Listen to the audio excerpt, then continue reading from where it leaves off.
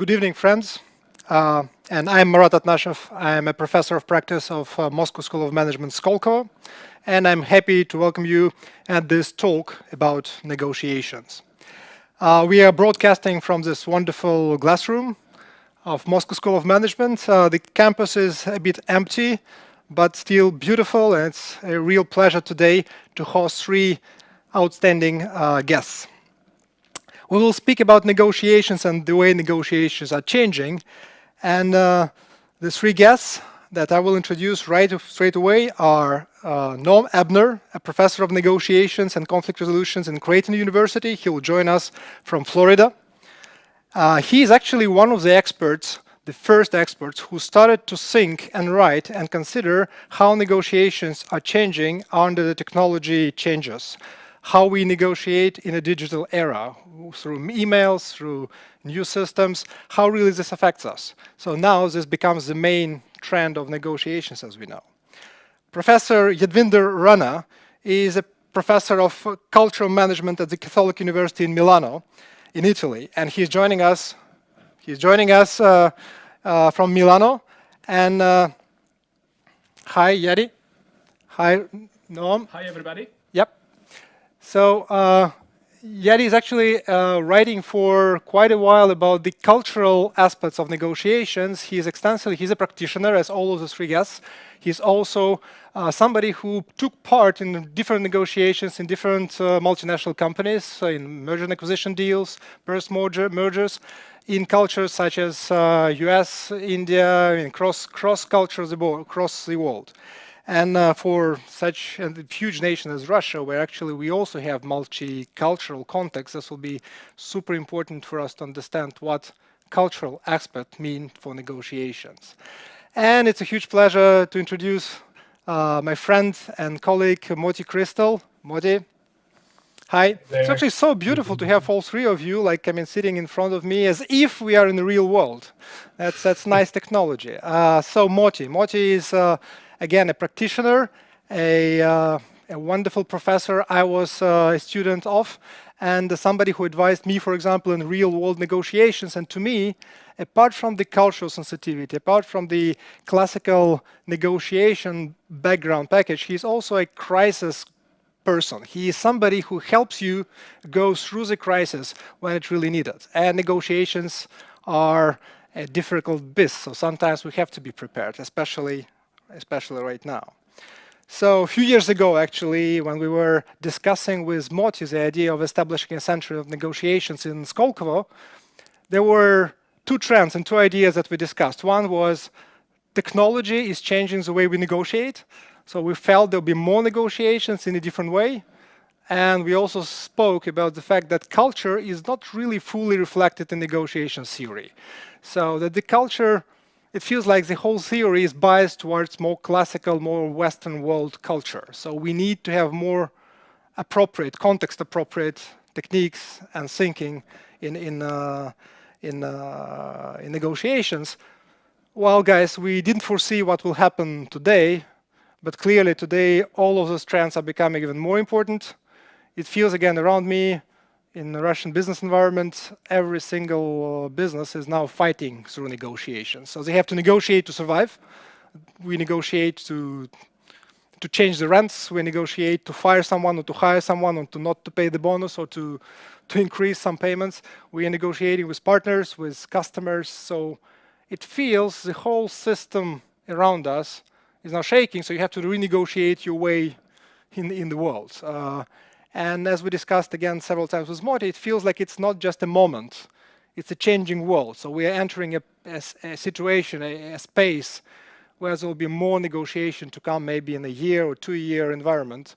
At least that was our thinking, and that was our thinking behind the course that we are now designing with Moti and launching this 15th of June, that will, as we hope, will help guide, navigate managers and owners through the negotiation marathon that they all will face in front of them, that we all are actually facing.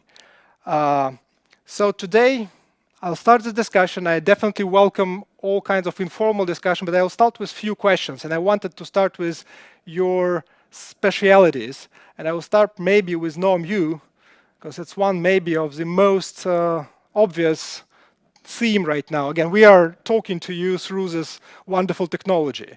So a few years ago, I wouldn't even think that in the school, in my school, you could do that type of activity. Today, this is the only activity you can do.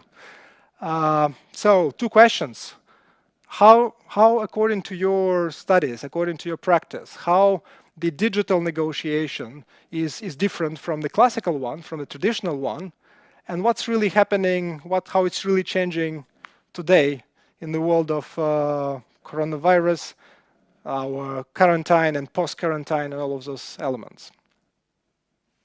Well, thank you, Martin. I want to say that your comment on just a few years ago, we would never have this in school. It's true about every technology that's embraced for negotiation. That technology is introduced, it is resisted. People say, I would never negotiate through that. That's, you know, I do my serious work face to face or through more serious media. And then eventually, several years later, everybody's using it. So there's this curve of technology acceptance that we've been going through over the course of the past 10 to 15 years, beginning mainly with email, in which at first you would have to, you know, when I tried to teach people about negotiating via email, they would resist and they would fight back and say, I would never do that.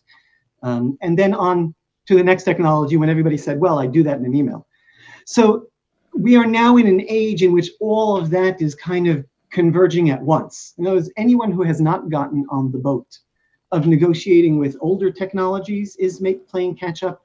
And everyone who has been using telephone, email, and perhaps other methods now, we see the whole world jumping to video conferencing primarily in this age. So we're going through, evolutionarily speaking, we've just done like a decade of adoption in 2 months. And I think that's important to take into account, particularly when these have not been 2 pleasant months for a variety of reasons. I mean, beyond the general tragedy, which we all feel on a communal and a personal level. When you look at the business world, you're talking about everybody is looking at the rapidly approaching bottom line written in red. Margins are shrinking, and either conflict is growing or the potential of conflict is growing. Some businesses are not going to last, so competition is fierce. And all of these are things that are actually deteriorate once you try to navigate them via online conversations. Some are better than others, but all things being equally, so far science has the best of the science that's available shows that generally speaking, humans do best generally when they interact face to face. I'm not sure that that's fully correct in the sense that I think that as we get better with online communication media, we do a much better job of working together, of communicating, of interacting, of negotiating and cooperating and building good deals and resolving conflict. But there's a learning curve. And that learning curve is something that we're all going through right now in very adverse situations. So in a nutshell, the issue is this. Whenever you communicate via a communication channel, the communication channel affects how you transmit things, and it affects how your counterpart receives them. There's interpretation going on on both sides. There's no such thing as, oh, I told her X, and therefore she should understand X. Human communication doesn't work that way. And every technological platform has its own effects on how communication works and how messages are sent and received. So I can speak particularly, there's a lot of research around email, simply because email is so very different from face-to-face communication. It's asynchronous, you're not communicating at the same time. It's text-based as opposed to face and voice and body language based. So it's very, very different, and there's a lot of research and And email is indeed fairly precarious. It's fairly dangerous for high stakes negotiation, particularly between competing counterparts. In which way? Well, for example, there's a tendency for conflict to rise very sharply. In other words, if you read a sentence, no matter what I intended you to understand, if you read a sentence in a way that I did not intend to, you would be less likely to ask yourself, I wonder if he means what I understand. Maybe I didn't understand. And instead, you will be very quick to escalate conflict sharply and respond in a very angry and, feeling justified for your anger. And you tell me off in an email. And of course, when I receive that, I don't stop to think that maybe you misunderstood me. I say, how dare he talk to me this way? And I write an email explaining why how awful you are. This is something that I had thought was mainly a matter of people being inexperienced with the medium at first, but this has largely continued. Email has been around with us now for 50 years, and this has largely continued with us for all this time. In addition, maybe I'll mention one other issue with email, and perhaps we could continue on to other media or not, as you prefer. In email, you don't see your counterpart. So even if whether you know your counterpart personally or face-to-face or not, there's this increased sense of anonymity, of a faceless other. I don't see you when I'm doing the thing that I'm doing. And when human beings don't see each other, their capacity to be competitive, to be aggressive, to be conflictual, it rises. All sorts of experiments, both on email negotiation specifically, and everything back to the Stanford prison experiments have showed that when we don't see each other, we can be more aggressive and even crueler to each other. And this plays out in email negotiation. Social norms don't hold as strongly. We act more aggressively. We are more competitive. Even if we're normally cooperative people, sometimes we forget about that. And it's really much harder to reach those integrative agreements that we seek in negotiation where both sides can benefit. And often, things fall apart and no side benefits. Yeah, but does it mean also that those who are naturally less assertive could benefit from using email, for example, just as an idea? Absolutely. Generally speaking, the internet has been such an incredible equalizer.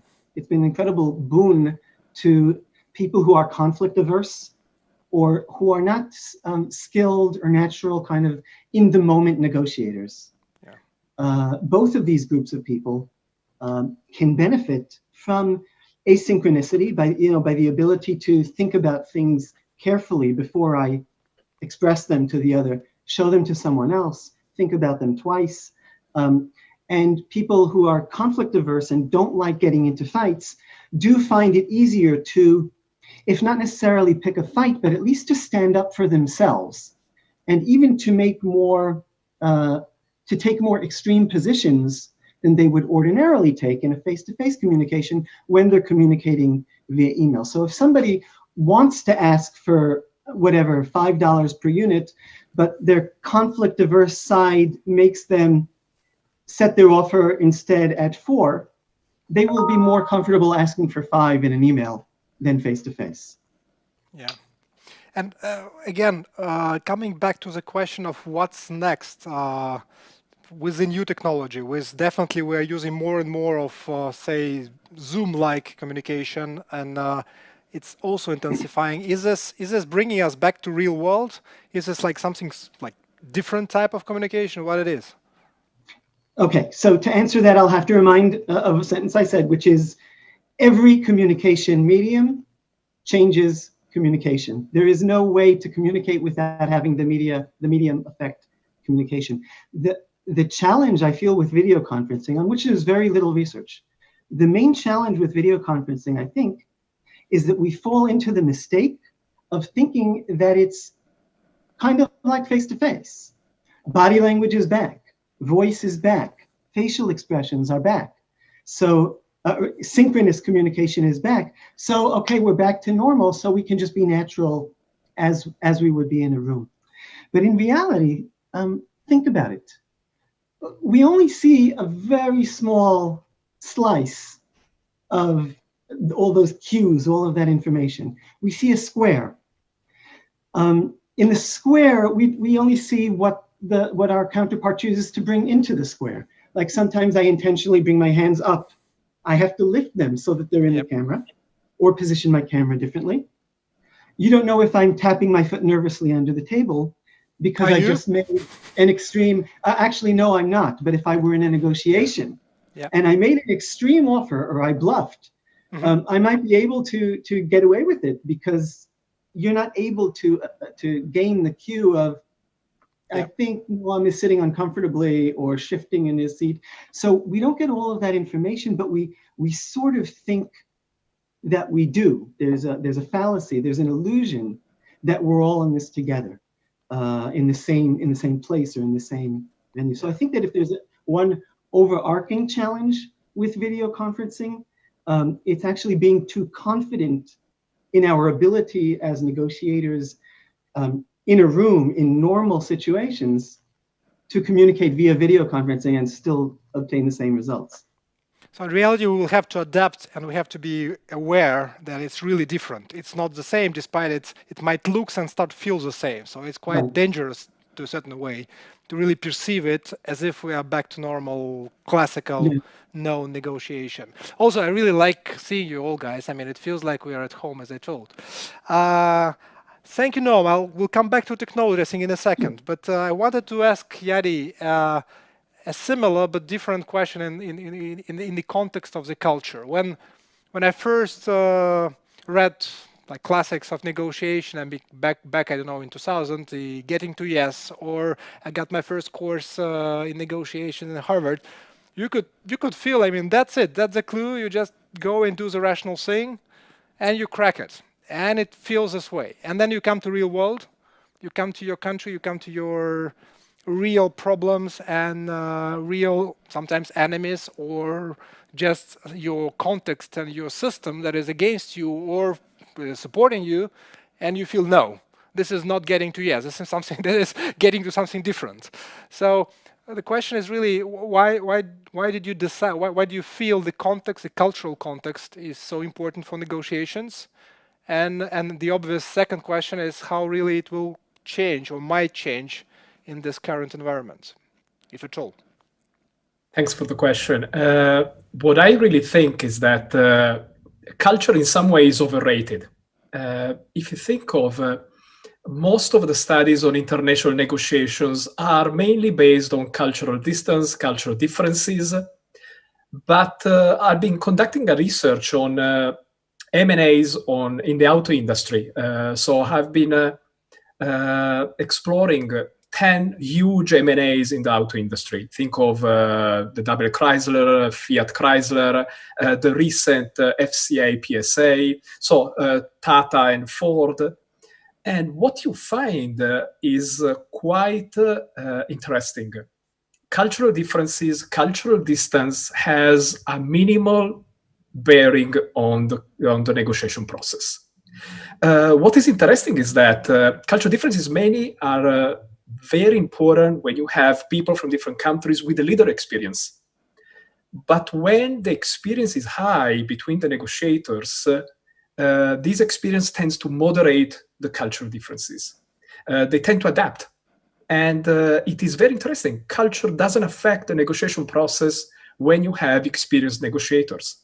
If you had two motives at the table, culture, they come from different countries, culture wouldn't affect the negotiation.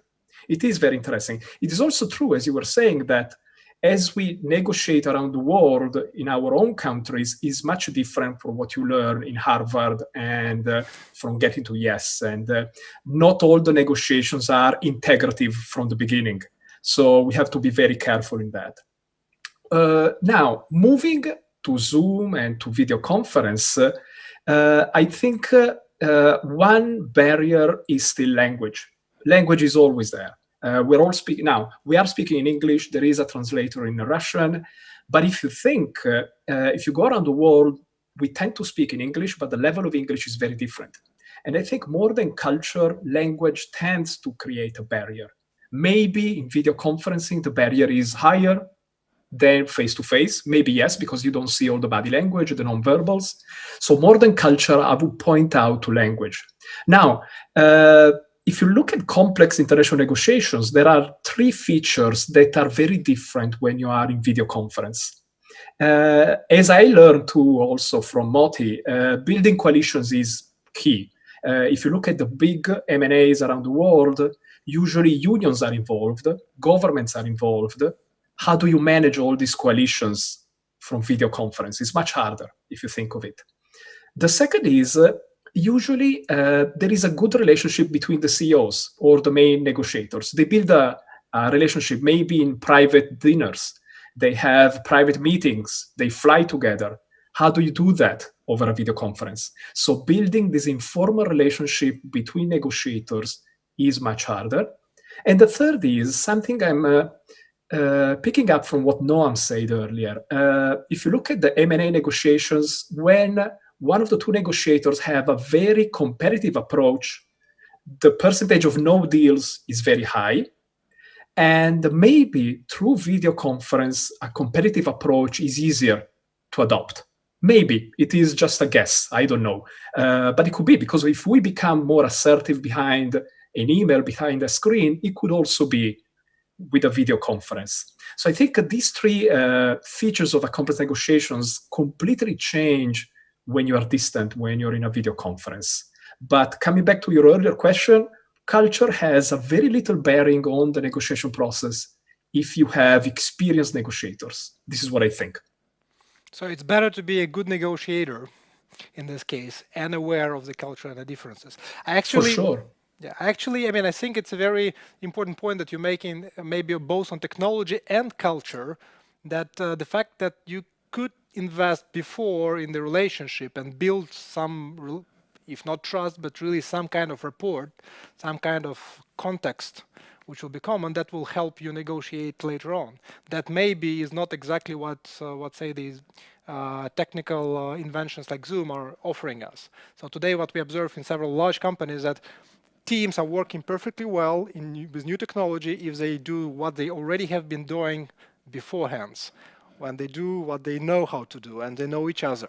And when the team is formed fully on the new technology, that's much more challenging, so to tell. So that basically repeats your point.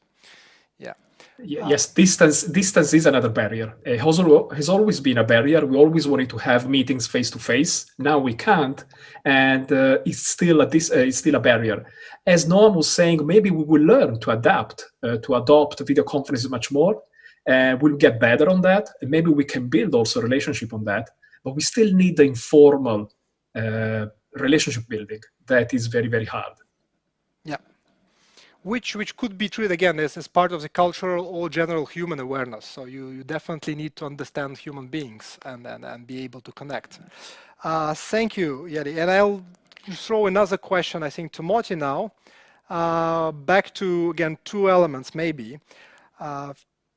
We are definitely in a crisis, in a simple terms. At least again in Russia, we face several crises in parallel. So we do definitely have the impact of the coronavirus and pandemic and the response, but also we have the low prices for most of our export goods. So the economy will be double hit in the midterm. At least that gives a very challenging environment for most of our people and most of our entrepreneurs and managers. In the same time, what we observe right now is that the media is changing, and the impact of the social media and generally speaking media on the crisis and definitely on their ability to escalate is changing. So two questions to you, Moti, as to first is, how do you think the negotiation will be affected by those effects of the media? And then also, I mean, what do you think about this negotiation in the crisis? Is this different? Is this just business as usual? I mean, how do you approach the negotiation during the crisis?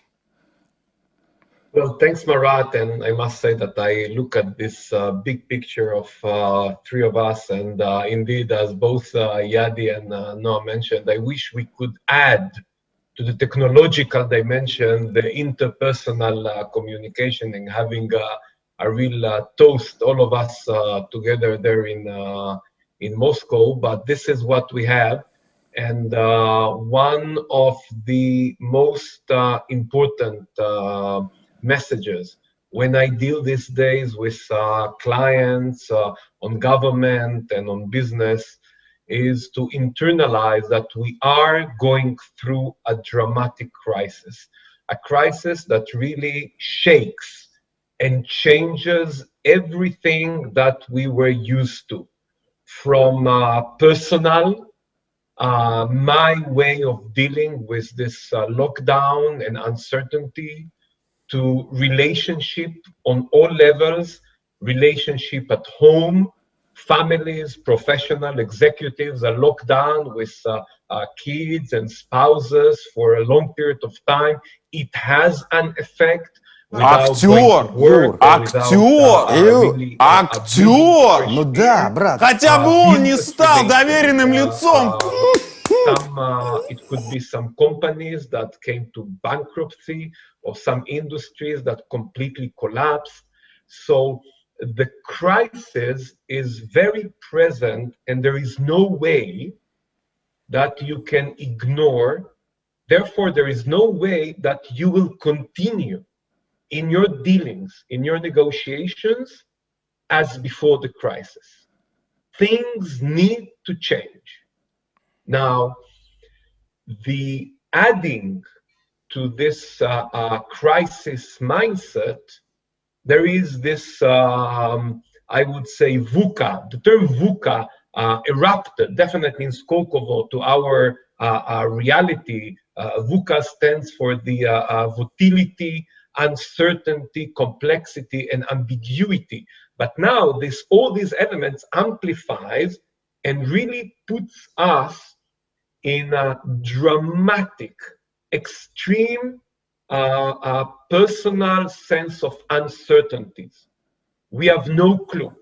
We have no clue what will happen with our deals, with our negotiations, with our business, with oil price, with my job, sometimes with my marriage, with my relationship. And these uncertainties are, in this particular corona crisis, are impacted or amplified by the media. Past crisis had some media effect, but today, you know, in the early stages, when people try to say that there is nothing to minimize the impact of the crisis, they said that this corona is just a flu with a very good public relation. And we know by the increased number of deaths as a result of this corona. And we are here, unfortunately, represented by with 3 countries that suffered a dramatic number by Italy, US, Russia. And the media really makes this uncertainty coming under our screen, under screen and skin. We cannot really ignore it. And my advice to the people that I'm working with today is don't think that you can continue the same. You have to change. And in a nutshell, 2 important changes are the following. The first, never assume that the person you deal with is the same person you dealt with before the crisis. You have to investigate. You have to develop or strengthen this relationship to understand what he or she went through during the last 2 months, personally, privately, company-wise, sector-wise. Don't jump into the dealing. Okay, we left our negotiation 2 months ago, so I would like to continue from the point we left it. No. And here I would like to connect to what Noah mentioned about the modes of communication. Yes, we are in a Zoomized world, but Zoom is not the only way of electronic communication. You can pick up the phone and call the person. You can have, you know, a FaceTime or WhatsApp email, WhatsApp call. Try to find out about the person before you re-engage in the negotiation. That's the number one lesson. The second is don't try to reach long-term agreement. Try to come to very little understandings about how to move forward. Why? Because of this uncertainty amplified by the media, because of the crisis. You want not now to extend the contract for 1 year or to negotiate a 3 years lease. You do want to slice it to small pieces of, let's agree that we will sign a 3 months or 6 months with an option to review it in 3 months, because the reality will change dramatically in 3 months from now. Whether economies will emerge and will manage to recover, or the other way around, businesses will completely collapse and there will not enough government money to inject into the business. Reality in September, October might be completely different if we will face another round or we will not face another round. Whether a vaccine will be found or a vaccine will not be found. So if you're now in negotiation, try to find a way to deal with the human tendency to have stability in having a signed agreement, no, or a signed document or a stable. Stability will not exist in the next couple of months. Therefore, try to hold and engage and build on the relationship short-term agreements. This is my 2 important advices with which I work with my clients in these days. Well, thank you, Moti. And actually, I take your advices, and I think that makes perfect sense to me practically. So we, even at home, we are not facing the same people. I mean, they don't have the routines right now that they're used to. They are living in different space. They are living actually with different people in terms of how they go through their life, how we all go through our lives. And that's not necessarily a pleasant environment. This is definitely a necessity to solve all of those conflicts around us, all of those new, I assumed you should be this way and you are not. And that's plenty of it. And it's not just at home, but it's around us. So the question to all of you guys, it feels like a pretty painful reality, not just in business. So we are not safe in this environment in terms of huge workload to our brains and our neurosystem. So how do you decide in which battle to engage and which to avoid? How do you prioritize your energy? Because it's great to have an advice. Now you think about all of the other guys, how they changed. How on earth can I do that? I mean, do all of the optional decisions. How can I do this if I have hundreds of those? How do I prioritize when to engage right now, where to engage, where to fight, and maybe where not to fight, or maybe how to reduce my anxiety when I fight? I don't know. What's your practical advice there? Who wants to start? I would like to hear all of you guys. What I would say is, building on Moti, is that you go on where you can make short-term gains. Now it's about, sorry for the word, but it's about continuity of your business. It's about survival. So make the best bet where you can make money. Don't think about long-term. I think for the next 3-4 months, until the beginning of autumn, where we'll have a better view of what's going to happen with the vaccine, with the second maybe round, it's better to build continuity on the business. So go for the short-term gains, the ones that are easier to get, where maybe you already have a relationship built, and then go to the others. But the priority today is continuity of the business. This is my advice, and this is also what I'm following with my business. Like survival. Yes, Priority. it's continuity of the business. Continuity of the business, yes. Continuity of the business, like making sure that we can continue, and then we'll have the next day. Yeah. Noam, Mori?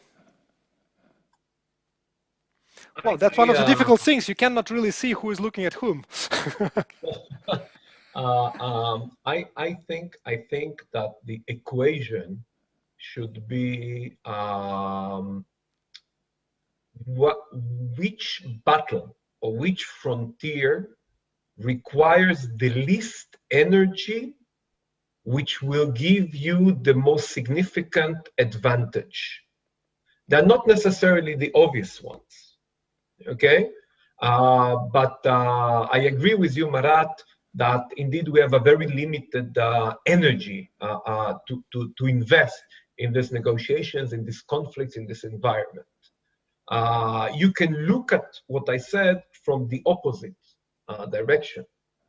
Look at it from the damage side. Which relationship, which conflict will cause you the most dramatic impact if you're not dealing with it, if you're not investing now the necessary energy to deal with it? Well, I would say usually it's your domestic partner, it's your spouse, because this is psychologically the place that we believe should support us in this crisis.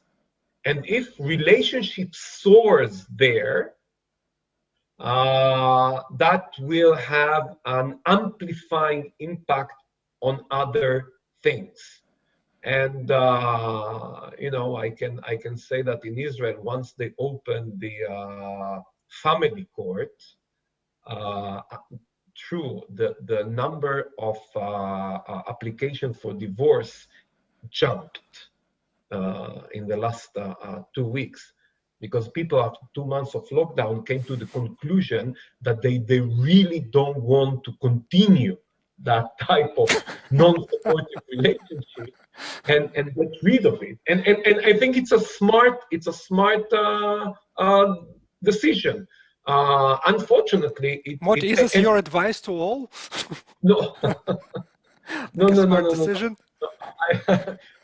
No, please don't get divorced as a result of the coronavirus.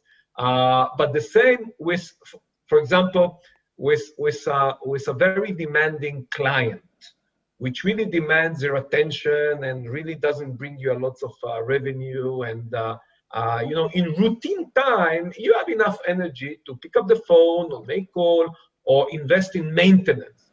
But when you need, as Yadi said, to focus on immediate gains, you have no time to deal with this annoying client.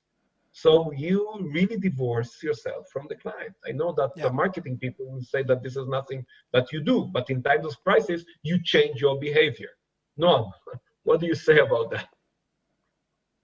Well, I'll kind of slip into the middle between what the two of you have said, and in the sense that Yadi said focus on your main client, or the easiest or least challenging ways to make those immediate gains. And Moti expanded by saying, look, even though you asked, Marat, you asked a business-focused question, there's no pure business answer, in the sense that part of the answer needs to be that some of your focus needs to be on your extra business, on your outside of business negotiations and relationships.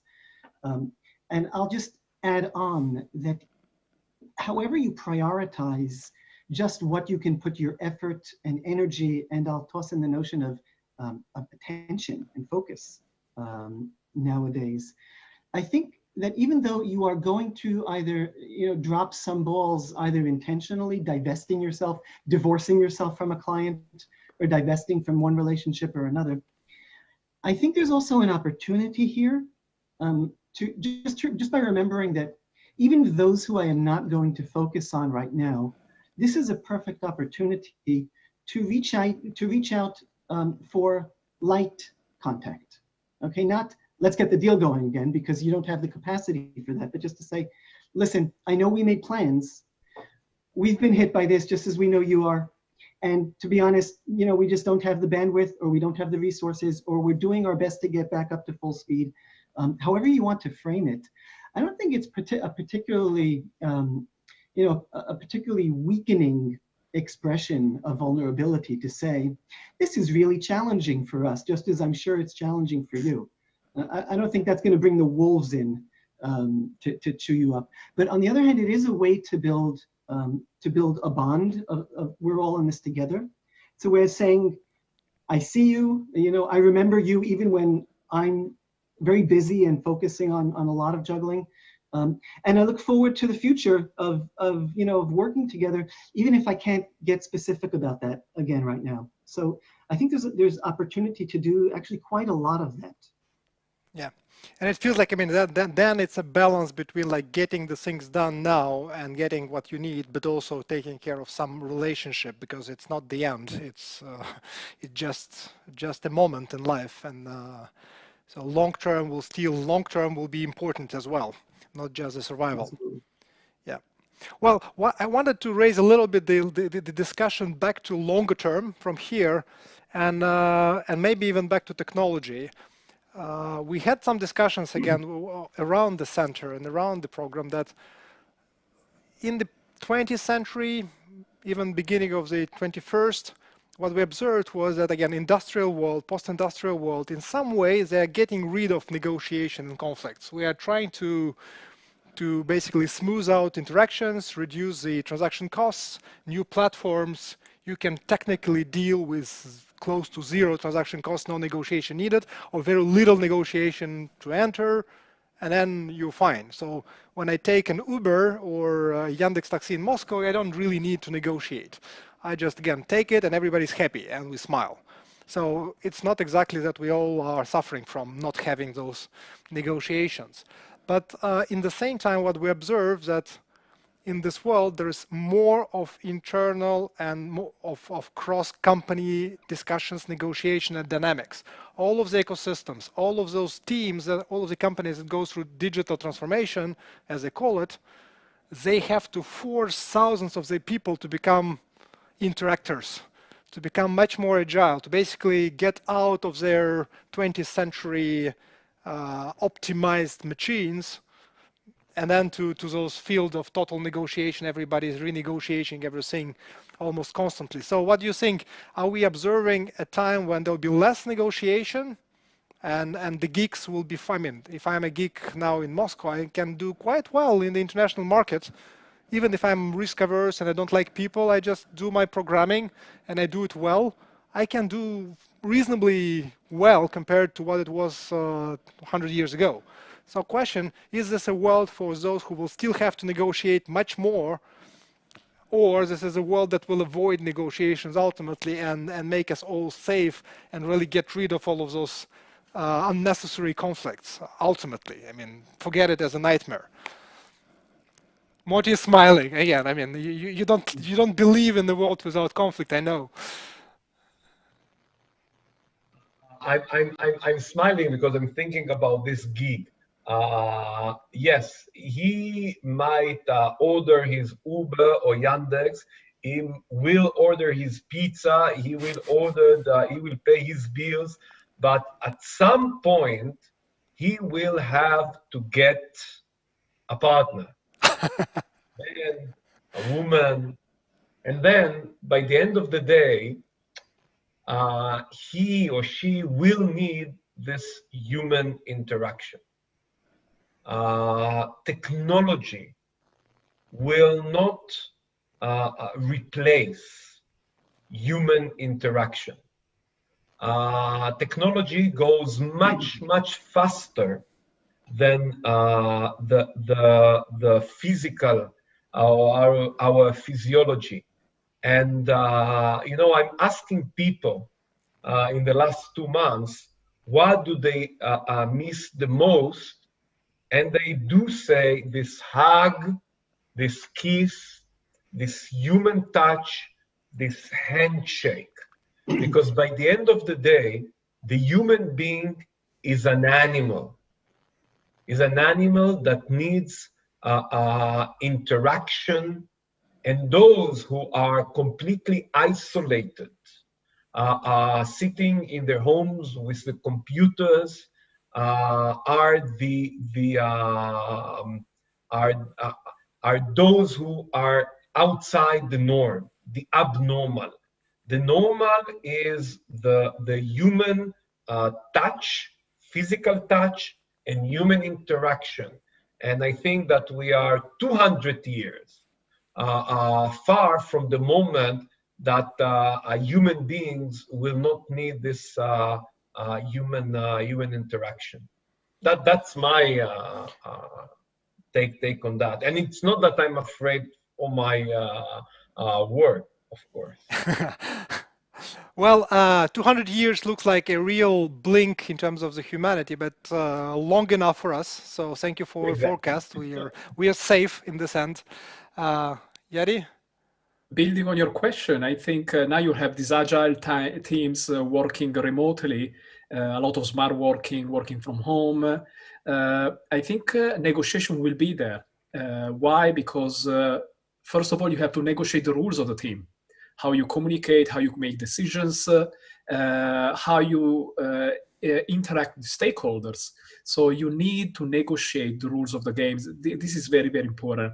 And I think each team has to negotiate them in order to provide good rules for everybody. Culture there is very important, yes.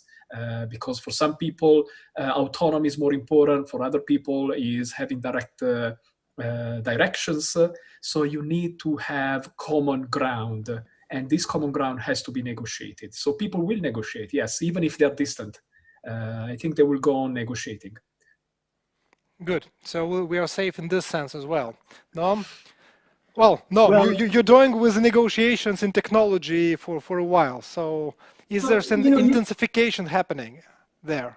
Here's some scattered thoughts that might make sense when I get them all out. The first of, you asked a group of people who are all invested in conflict, what they think. So forgive us our bias.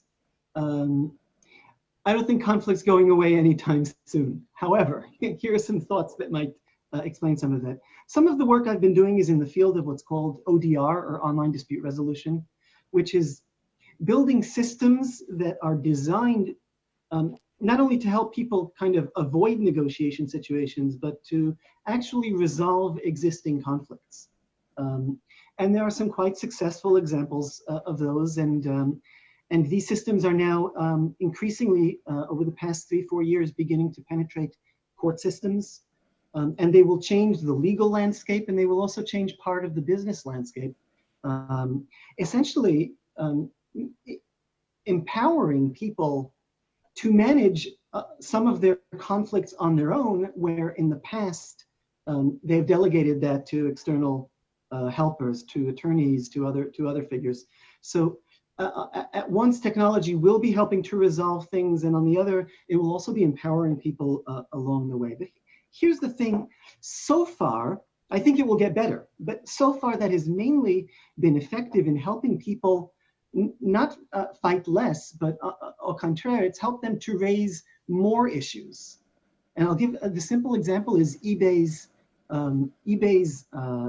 resolution center, which is essentially an online dispute resolution system. If you have a problem with an item that you've received, what do you do? And there's a system for either returning it or negotiating with the seller or receiving one outcome or another. And this is a system that handles tens of millions of cases every year. And Amazon has one as well, and Alibaba has one as well, and many companies have one. eBay is just the one that's been counting the cases the most. And the reason these systems have impacted so much is not because we're fighting much less nowadays, but rather because out of those 60 million cases, 58 million of them are situations that would never have arisen to be dealt with if this system did not exist. Because if I buy a $4 DVD from Yadi in Milano, and he sends it to me and it's scratched. Am I going to pick a fight with him? Am I going to hire a lawyer in Milano? And of course not. I'm going to lump it, which means just to let it go. So actually, the system raises more cases to the surface. And that's actually, although that sounds a little scary, it's actually a good thing. That's why courts are looking at this in terms of access to justice. They're worried about all those people who don't have the money to pay an attorney, so they don't take cases to court. So they have no access to justice.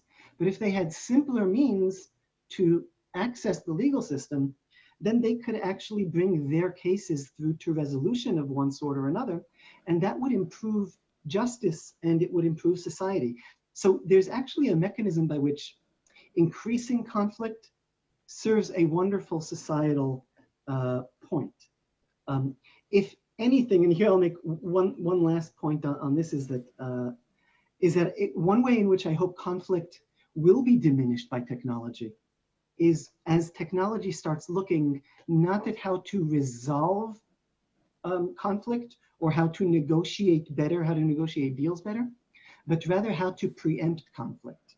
Because technology can start to notice that many court cases happen, say, because of a particular wording of a particular clause in the law. And if only the law would change the word from blue to green or from X to Y or whatever it is, 20% less contract cases would come to court. And that's a way, but when we look at cases, we're not going to be able to identify it. When artificial intelligence gets in there and starts reviewing these cases by the millions, it will be able to identify these things. And then I think that both in the legal realm and in a host of other realms, that's where technology is really going to benefit humanity in the sense of reducing conflict. I don't think it's going to put us out of business one way or the other, but still. Yeah. Well, Marat. Go ahead. Yeah, Marat, I actually want to turn this question to you, because you have a vast experience in Russian corporate mindset and Russia business environment.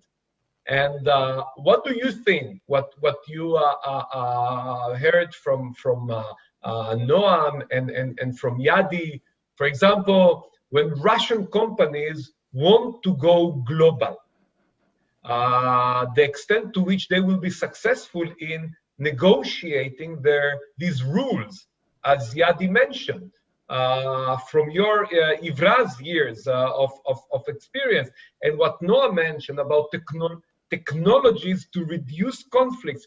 Do you see it in the foreseeable future being introduced successfully in the Russian context, let's say beyond Yandex? Beyond Yandex. Well, what is saying, I guess, again, in few words, I echo what Noam actually was saying. I was reflecting on what he was saying. In general, it feels like there is not a reduction per se of conflict through technology, but it reminds me of what's called, I think in economy, Malthusian trap, Malthusianskaya lavушка, when for hundreds of years, through technology improvement, people were not richer or living better, but there were more people surviving in planet. So with better conflict techniques, we're not having less conflict, we just are surviving more conflict and transaction, and we are living with this. As you know, Russia is pretty much a conflictual, I mean, we're not conflict-averse nation, so to tell. So trying to look at this in a positive light, so this is an explorational capacity. You can try things, you can test the limit to a certain extent. Obviously, you need to add a little bit more of responsibility and analysis to what you achieve when you go internationally.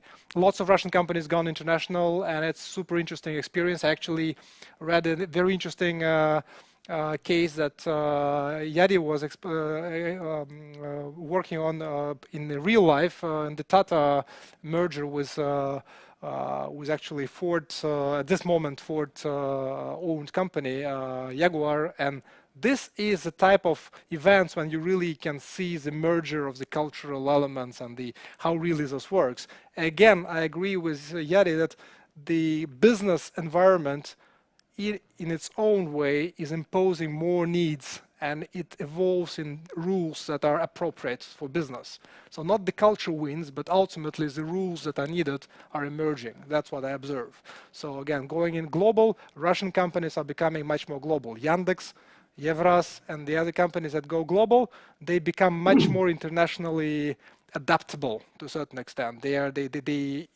internalize the trades that they need. This is not a simple process. Usually it's through conflicts that you get it. A little crisis that we have behind Moti. We have some great questions having from participants, and actually I will remind the participant that you can ask questions in the chat in YouTube, either in English or in Russian, whichever you want. So one question is very specific, is when you conduct negotiation with partners from other countries, any specific sort of advice, what kind of elements to pay attention for? And I think it's both to Yari and Moti at least. I mean, you are extensively participating in negotiations. Actually, Noam too is internationally negotiating in Turkey, Costa Rica, and across the world. So lots of international experiences. Any advice to those who deal with international negotiations? Maybe in a simple Right. My advice is to try to understand the person, try to learn and to research the person you'll be dealing with. For sure, culture is one of the factors, okay? Let's see how much experience the person has, but also understand that he or she is an individual. This is very, very important. You can't say all Italians, all Israelis, all Russians are the same. Culture is not nation-bound, but still has a bearing. And this is very important. You have to learn from the person you have in front of you. You have to understand the person in front of you, because you have to change your style, maybe. You have to change your strategy. You have to change your approach. And what Moti was saying about the crisis and what's happened in the last 2 months, people change, people evolve. And maybe they are not the same they were a couple of weeks ago. But especially, culture is one of the factors you have to look at. Yes, yeah. It is one of the factors. But it's not the only one. This is very important. I would say that when you come to negotiate cross culture, indeed culture is a huge concept, but I would advise you to prepare and learn 2 things. One is the history of the country, of the nation, of the people you're going to negotiate, because once you invest 1 hour, 2 hours a day in learning the history of India, the history of Russia, the history of Spanish people, it enriches dramatically your, what I called, engagement points and the personal hooks to the person with whom you deal with. As Yadi mentioned, the person. That won't be easy for Israel, huh? It's a bit long. Well, yeah, indeed. And the second is the calendar. I found the calendar, the year calendar, as a very interesting reflection of culture. When, since I started to work intensively in Russia, I know that March 8th, the International Women's Day, which is not celebrated at all in Israel, and I don't think in the US either, but in Russia, the Women's Day is a huge day of celebration. Yeah. The same as May 9th. And the Warrior Day for the men. So if I need to summarize what are the 2 most valuable or important cultural elements that you should prepare before you go to negotiate with someone from other culture, is first, learn a little bit about their history, and second, learn about their calendar, and of course, don't try to learn curses. or bad language in the language you're going to negotiate, because this will take you to very bad places. You know, I'm saying I it know from you know a few words in Russian, yeah. I know Yeah. it from You experience. almost introduced one word, like actually Moti introduced in Russian language one not translated word from negotiations, which is You zone know, of possible Yadi and agreement, right? Yadi and Noam, do you know what zopa means in Russian? Yeah. Yeah. Yeah. Okay. Well, So but all professionals knows when Zopa is large, that's good, yeah. yeah. Yeah. No, anything No? to add on the cultural side as advice? We're getting How can practical. I add something after you've asked the Zopa question? But maybe I can utilize Moti's last tool, which is asking a question and sharing that as my, if I had to give one piece of advice to the traveling negotiator or the culture traveler negotiator, which is that in general, some negotiators are hesitant about asking questions, too many questions, even about the deal itself, as if expressing a lack of knowledge or questions are as a sign of weakness. And first of all, I think that that's wrong in general as negotiators. I think questions are a very powerful communication tool, and they're a very important clarification tool. When we're looking at cross-cultural interactions, I think that using questions serves multiple purposes. And it also clarifies simply like everything we're not sure whether it came across in translation, whether we're actually using translation or we just have this language barrier that Yadi spoke about earlier. But beyond that, asking questions about cultural cues, it changes the nature of a conversation. So if you're speaking about some issue of a deal and you notice that your counterpart uses a certain word several times, and it's not the natural word, let's say you're both speaking English, and it's not the word that you would use naturally in English just to describe that. So to say, listen, you've mentioned X several times, and I've been wondering because where I come from, when we say X, we generally mean something like this. And I get the feeling that you're talking about something else. Could you explain to me what that means here or to you? So, so you've both shown interest in the person and in the deal and in the culture at the same time, even as you started off from yourself. You started off from my curiosity, my lack of knowledge, my desire to learn about you, the culture and the deal. And I think that that's very helpful, not only in getting information, but because the model that sets, it reminds your counterpart that there's a culture gap, whether tiny or huge, that it's there and it's real and we need to be mindful of it. And it also models that we are, just as I've tried to learn from you now, we're holding a learning conversation around that concept or that word. It kind of models that this whole negotiation can be enacted as a learning conversation, which many negotiators know is probably the most helpful kind of framing you could put around a negotiation. So you have a chance to kind of micro model or micro example a learning conversation, and then you start trying to do the same thing around the terms of the deal or the broader issues at hand. So that would be my one. Do this. Super, very practical advices. And that's, I mean, I wanted actually to continue the very practical angle now, as we have practical questions coming.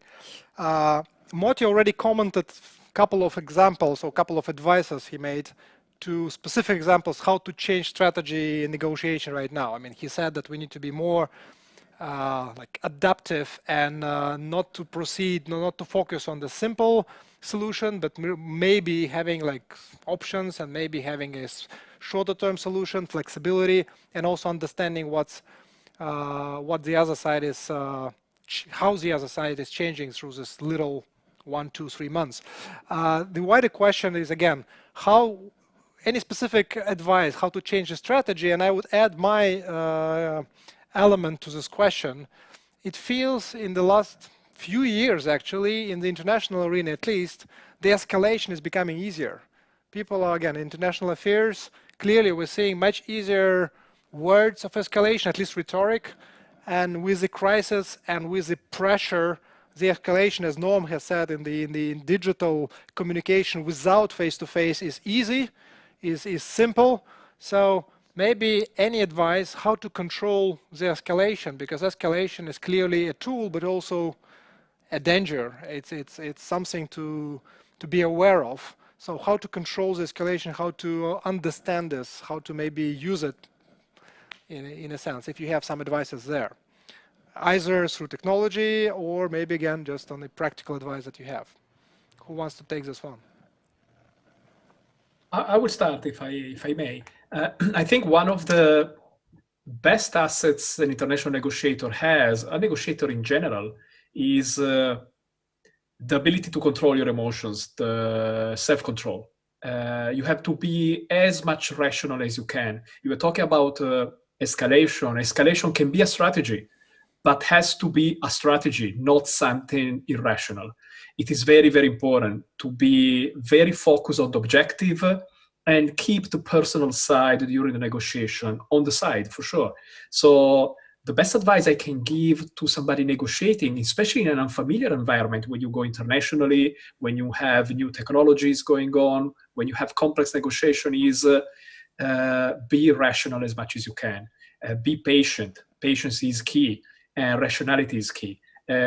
When you become irrational, you also lose sight of your objective, and then escalation can bring you out of the paved road, let's say. Okay, so this is one of the pieces of advice I always give, especially in an unfamiliar situation. It's not easy because stress is there, so Yep. you have to be able to cope with stress. Yep. Keep calm and keep negotiating. Marty? Yeah, I would add to that the need to be aware that you are getting angry. I'm less in favor of trying to control your emotions. And I indeed, going back to Noam's opening comments about in Zoom or in online communication, it's quite easier to control your emotions, because in Zoom, you will not see that I'm now furious. I mean, you need to be extremely physical to know that I'm furious now, and that's usually people. But in real life, it's very difficult to control your emotions. You have to be aware of your emotions, and you have to, through simulations, and this goes back to Yadi's point about experienced negotiators, through being aware what's going on at the moment and try to channel it either to a constructive way through questions, as Noam mentioned earlier, or just be courageous enough to stop the conversation and to understand that whatever you will do when you escalate probably will generate a further escalation from the other side. I can tell you, just in the last 3 days, at least 3 times, I had to hold client not to escalate, because I explained to them what will be the likely next escalatory move on behalf of the other side. And I just asked them, now, do you want that reality? The answer is no. Therefore, let's find ways to channel out your anger, your frustration, your disappointment to a bit more constructive way.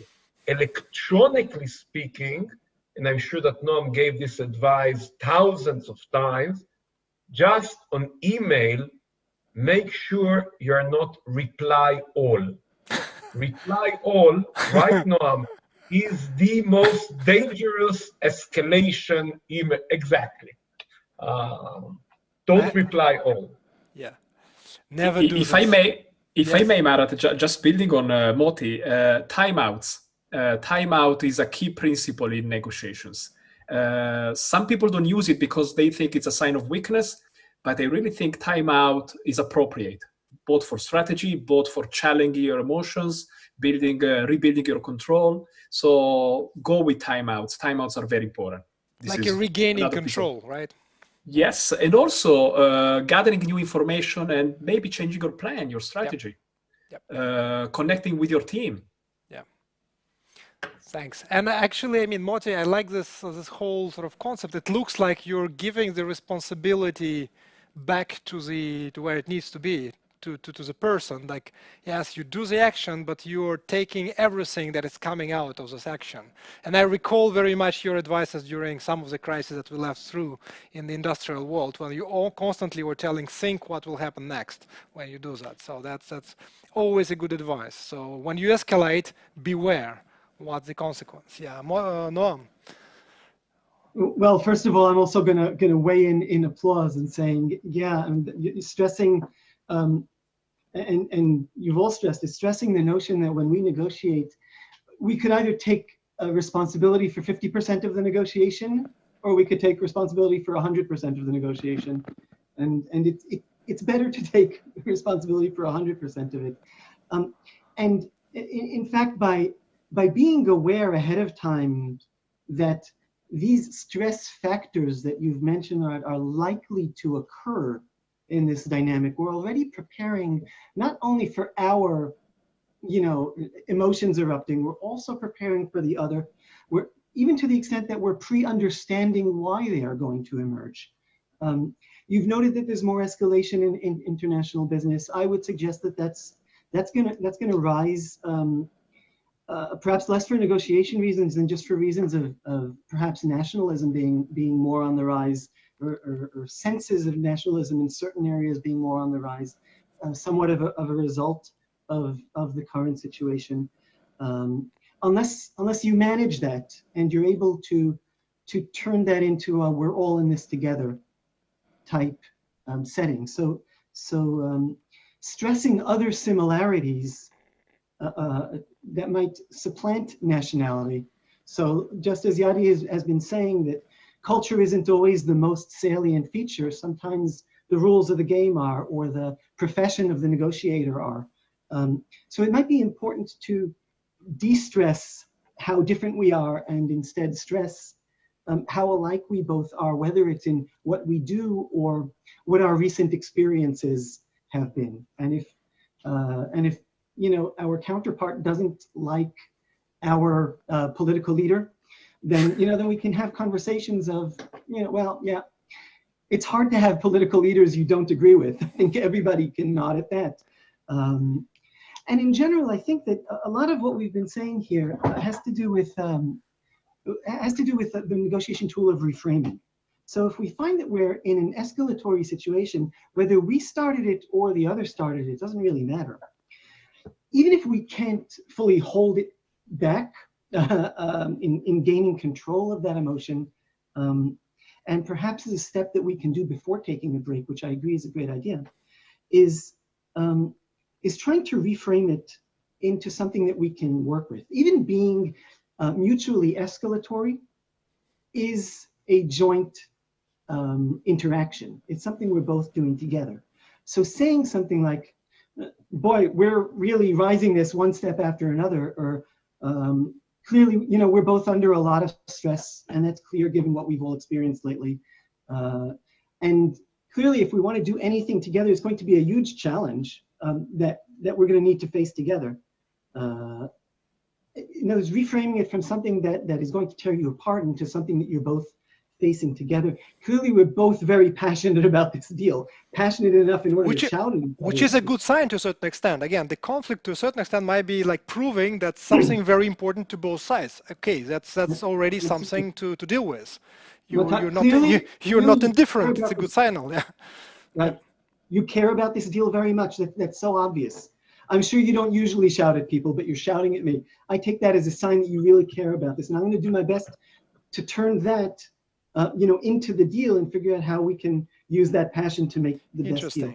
So it's almost a contribution to, this is energy, a contribution to potentially that could be turned into something productive. It's energy. And just one comment on technology, as we're putting the technology hat on, is that here is where intentional media choice is your best friend. In other words, when we say, how do you negotiate via email? How do you negotiate via video conferencing? That's not really the way we operate nowadays. We negotiate through multiple media throughout the course of a negotiation. We might be in contact face-to-face and by video conferencing and by email and by text messaging and perhaps other ways. And then the question is, what do you choose at any given time? So it might be if you have that counterpart for whom just being in the room with them ensures that you will fight, then that might actually be a time to say, you know what, how about we exchange emails? Because even though I explained before that email has a tendency to cause things to escalate, there are also situations in which face-to-face causes things to escalate. You each have one person in your life, not only you folks, but also everybody listening here. You each have one person in your life who, just because when they ask you for something, you will say no just because of their voice. Their voice drives you crazy. You know who that is. And believe me, you are that person for someone else. So we respond to some people very negatively. And it might be that if that's the dynamic in which our interactions are going, perhaps because of the stress that we're both under, or perhaps because for all sorts of other reasons we don't click. So taking a step back, speaking over the phone will trigger us less than speaking over email, over video. Communicating via email might trigger us less than speaking over the phone. And we can still reach out, say, with a quick phone call in between emails, just to say, I want to make sure that you understood this little point because I know it's a touchy point. So you've reached out and touched, but it's just a 2-minute phone conversation, and I look forward to receiving your reply via email. So that clever mixing can also be a way to manage the conflict level between you. Yeah. Super, very practical advice. I have some specific questions that I can just do a blitz a little bit. So I throw a question. If somebody wants to take it, you just go. And if we don't have an answer, I'm sure that we'll have answers. Well, practical number one, how to replace informal discussion, this informal building of closer relations in a dinner or lunch in the environment when we have lack of capability of doing this. So any practical advice, how to build bonds without physical contact? Moti.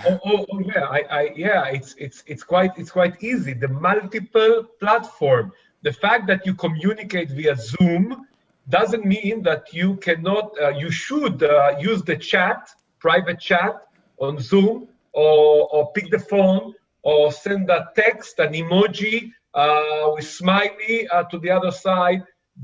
Or if you can really dedicate or allocate, you said we start the meeting at 8. Zoom will be open from 7:45 if you want to chit chat. And this is something like going to the corridor or going to the balcony. The idea is to, as Noah mentioned, have all the platforms available and be creative and flexible to what to use in which platform.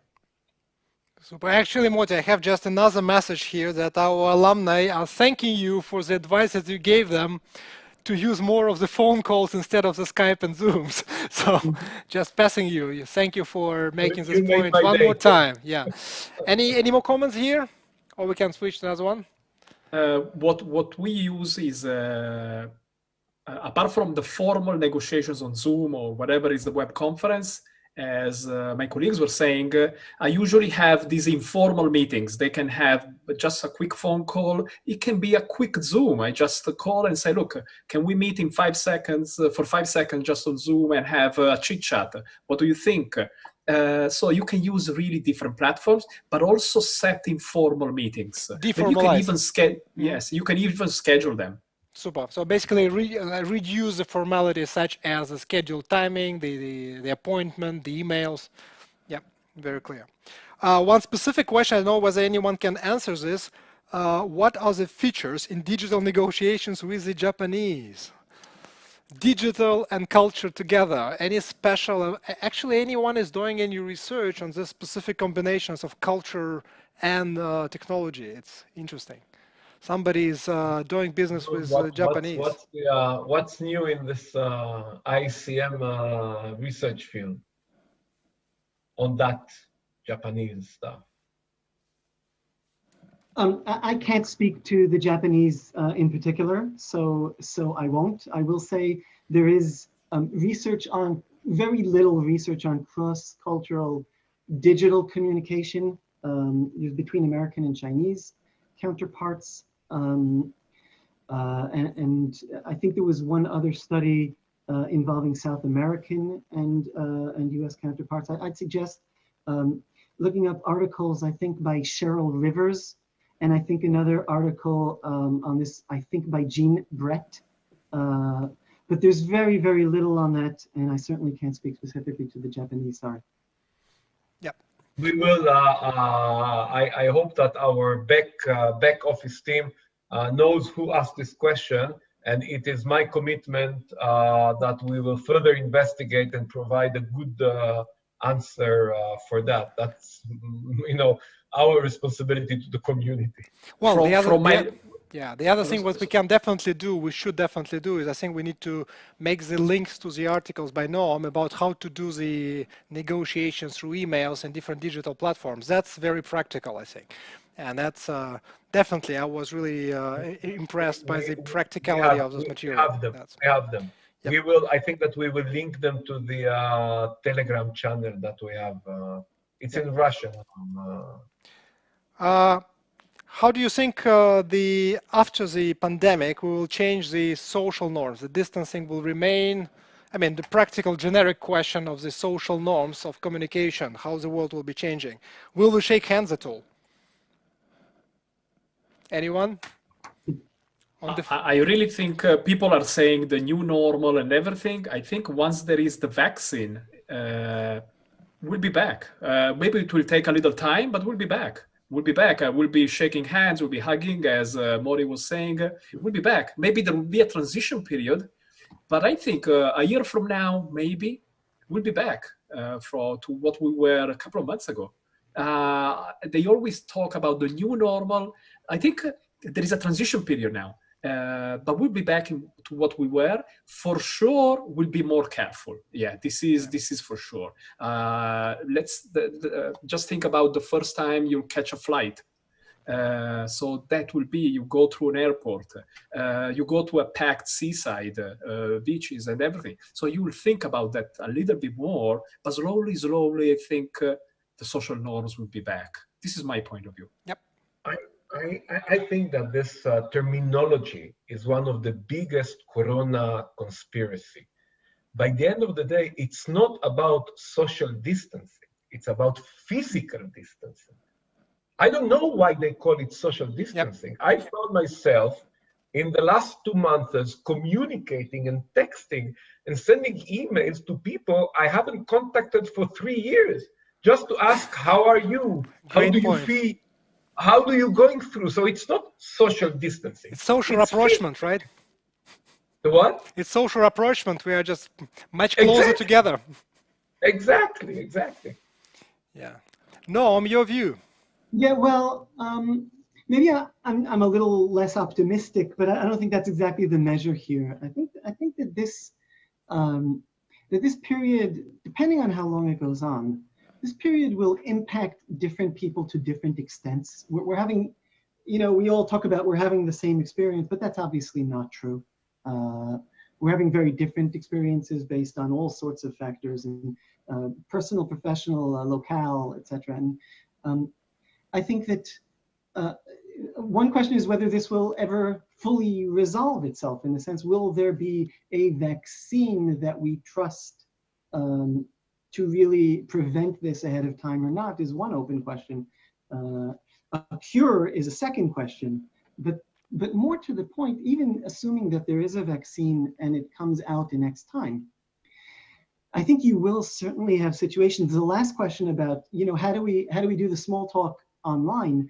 I think that question about small talk and social interaction and drinking together and eating together and all the things that are on the outskirts of negotiation but are so important, I think that will continue to the first year or X of in-person negotiations. And whether or not this continues, for a decade is a question. But I think that even beyond that first period of a year, or we found a vaccine or whatever, you will still have situations that certainly deeply affect negotiation in a right here, right now way, such as you walk into the room and you meet a counterpart, and that counterpart extends their hand, but you don't shake people's hands anymore. Not up here, but here, right? You just that is just far less natural. So you're going to have these kind of clumsy should I, shouldn't I situations, such as when you don't know whether to hug someone or not, or you don't know exactly what. And I think we're going to have so many of those, and so many of what a colleague of mine, Jen Reynolds, calls awkward conversations, as opposed to conflict conversations or difficult conversations, but awkward. Like you're invited out for a drink and you don't know quite how to tell the other person that no, you're actually not cool with public places yet, even though they clearly are. Yeah. And you don't want to create distance between you, but still. So we're going to see a lot of that, I think. Yeah. Super. I want to use the few more minutes that we're having to basically, I think that Modi will support me, to basically use your brains and your intellectual capacity to help us. We're working right now with Modi with a very, I would say, adaptive or like transformational challenge. We're developing, transferring the classical offline negotiations, and negotiations were always told as simulations. Basically, it's not a classical course. We all know that there is no real like theory class that then afterwards you do theory, and then you do exam. It's always practice with some concepts and some tools that you are given. So today we're trying to jump into the world where real negotiations are happening right away with those who will be in the class. But in the same time, we want to do like best of the two worlds: technology, simultaneous, everything in class. So what do you think about the changing nature of acquiring the skill of negotiation today? Is this possible to do in this online live framework? Is it still we're just waiting for the best to come back to face-to-face? Or will it be later on, will it be, I don't know, a combination of the two? Any advice is there? Because I'm sure you're facing very similar challenges. You're all professors, acting advisors, and practitioners. So how on earth you will be dealing with this? What you're expecting there? Be honest and direct. I can be honest and direct. Okay, please. No, I insist. I just wanted to leave Noam as the last because he's the most knowledgeable in the field. I'll tell you my experience. I do a lot of classes with managers, corporate executives, and what I'm finding is that if the number of people in the class is not a lot, I can still run simulations in parallel in breakout rooms, record them, and show them to them. So feedback is the same. It's much easier. I don't have to place a camera. I don't have to do all of this. So I can even run quite complex negotiations on Zoom. So it's easy. Once you have practice, you can do it.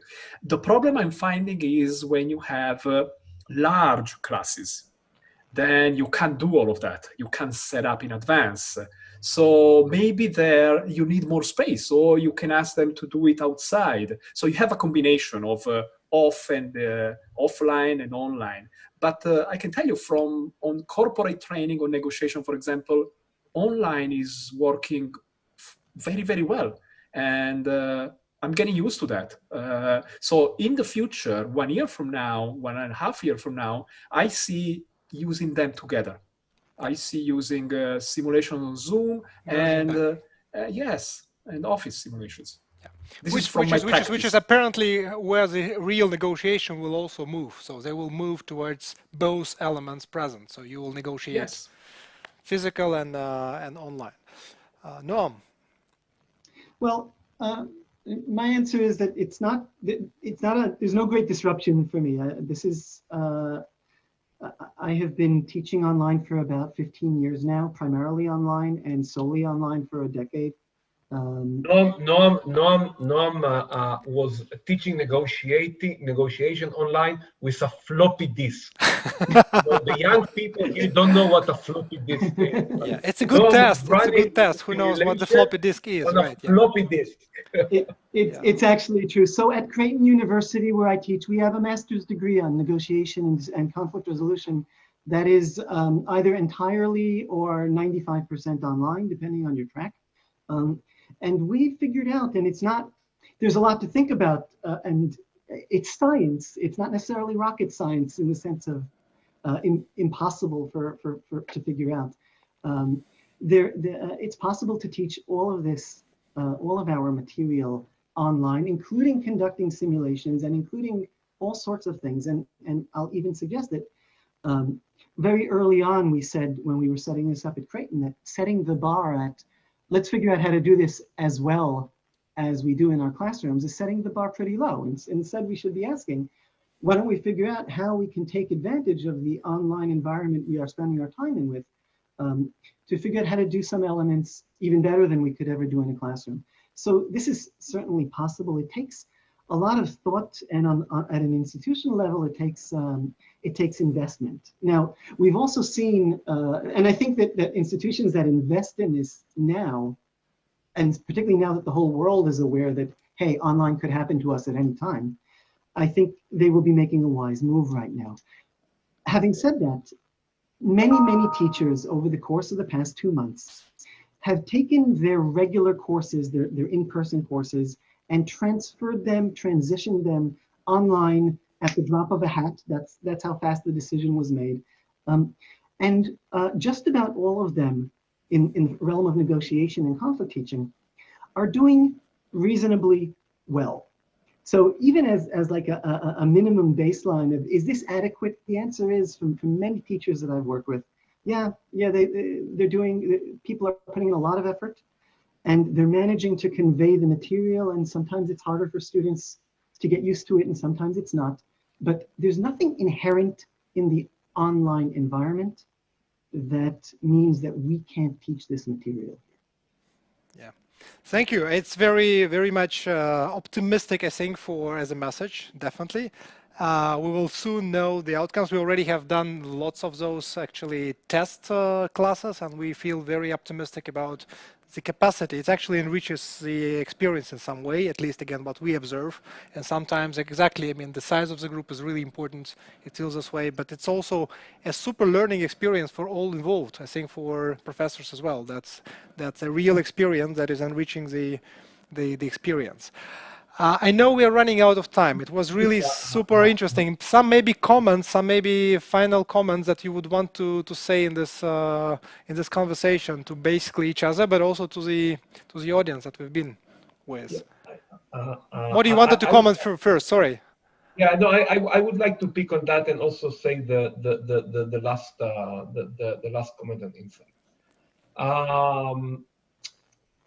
Talking within the Russian context, a culture, unlike the Western culture, because today, even before the corona, a deal between a British supplier and an American client could be concluded only via online negotiations. This is the practice today.